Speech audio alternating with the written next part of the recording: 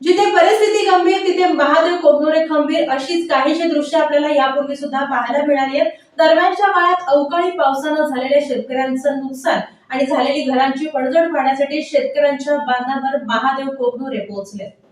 दक्षिण सोलापूर तालुक्यात गेल्या 2 दिवसांपूर्वी अवकाळी पावसाच्या तडाख्यात पिकांचं नुकसान झालं.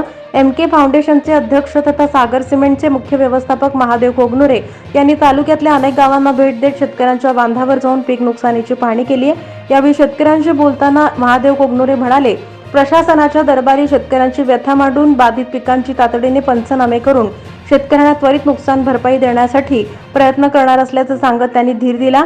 मागच्या आठवड्यात दक्षिण सोलापूर तालुक्याच्या अनेक भागात अवकाळी पावसाच्या तडाख्यात पिकांचं नुकसान झालं होतं.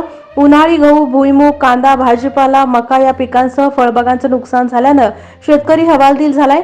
यासाठी महादेव कोगनोरे यांनी दक्षिण सोलापूर तालुक्यातल्या अनेक गावांना तसेच हद्दवाढ भागातील घरांना भेट देत नुकसानीची पाहणी केली आहे. यावेळी एमके फाउंडेशनचे पदाधिकारी, कार्यकर्ते आणि शेतकरी उपस्थित होते.